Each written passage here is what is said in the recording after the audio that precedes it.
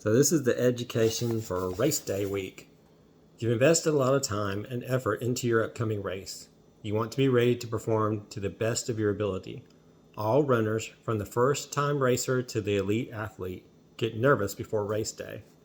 Being nervous is okay, but managing your nerves is key to having the most enjoyable time and getting the most from your body on that day. Here are some things to keep in mind to keep you focused before the race. Understand that you're going to be with many others who are looking for the same thing you are. Although this may be another participant's 100th race, it doesn't matter. They are not looking at you as if you are a foreigner invading their territory. Relax and know that you will not be out of place and that most of those veterans are happy to see you out there. Keep reminding yourself that you have done the training. You may feel some anxiety, and that's okay, even normal. Don't think you need to change something because you feel nervous. Another common fear is the fear of finishing last. Don't worry about being last because in all likelihood you won't be. Most 5Ks are community events serving as a community need. There are usually a fairly large number of walkers who will simply walk from start to finish. Even if you have to walk some of the course, you will probably not finish last. And besides, if you did finish last, so what? Once again, you will not find a bunch of seasoned runners at the finish line just waiting to see who finishes last so they can ridicule them. More likely, you'll find them cheering you on. If possible, take some time to cover the route before race day.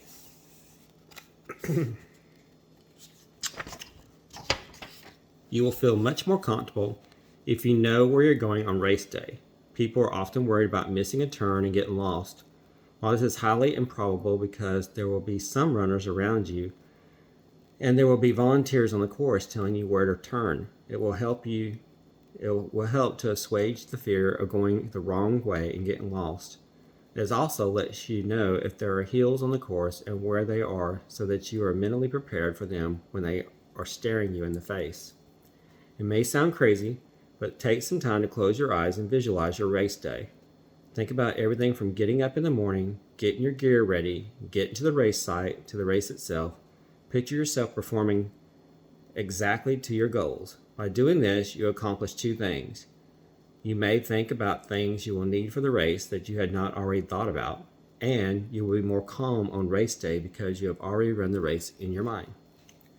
Continue to eat what has worked for you in the past. As you get closer to race day, avoid eating anything that could upset your stomach.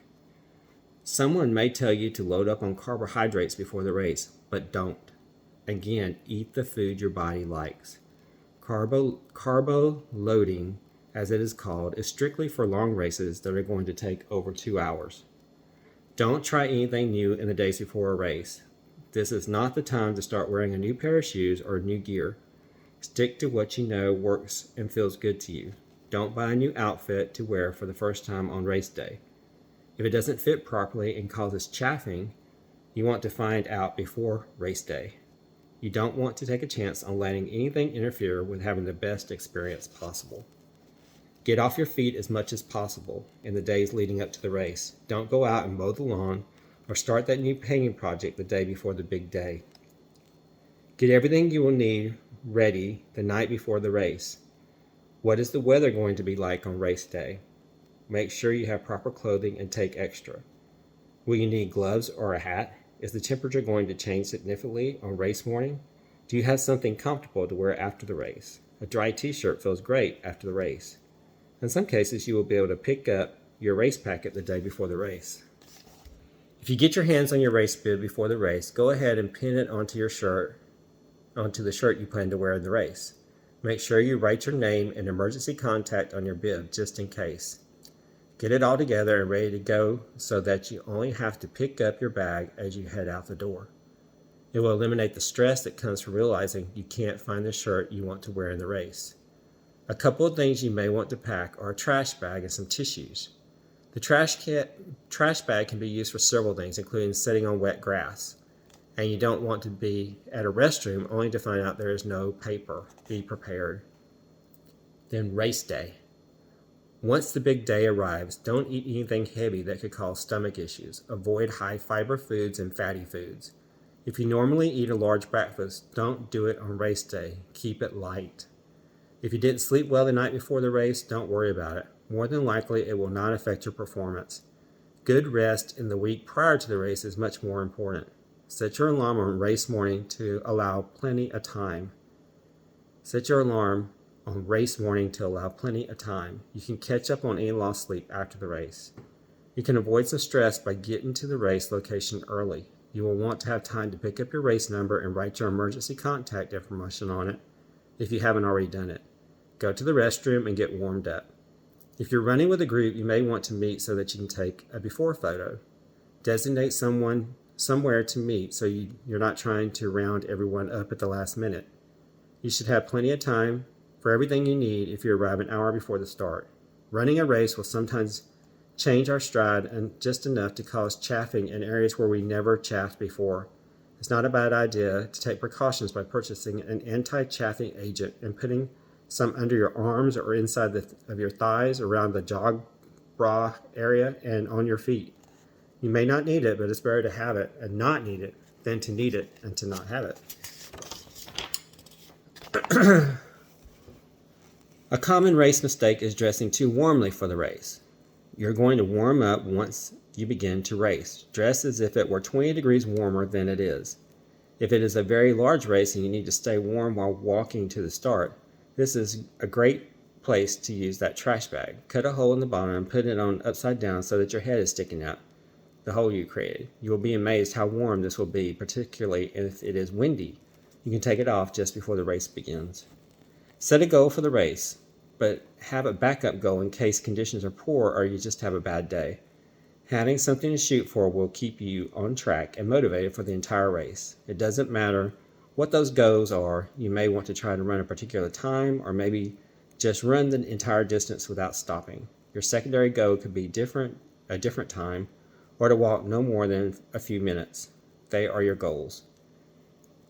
Getting to the starting line early, take care of everything, and leave time to tie shoelaces and adjust clothing at the start. It would be a travesty to have worked so hard to get to this moment and have it ruined because you were stressed out rushing to the start line. For your safety, try to make sure you line up in the proper place. If you line up at the front, your goal is to run 35 minutes. You may get trampled, but also keep in mind that there could be a large number of walkers.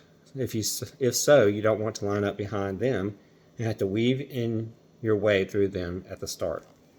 Race day brings excitement and adrenaline. By race day, you should have a fairly good idea of what pace you want to run. Avoid getting caught up in the excitement by running too fast from the start. You know what pace you should run. Start at that pace. And if you want to pick up the pace later, you will still have enough left in the tank to do it. Both before and after and even during the race, take time to thank the volunteers. They have given up their time to be there to support you. Without the volunteers, most races could not take place. All volunteers love to hear that what they are doing matters to someone.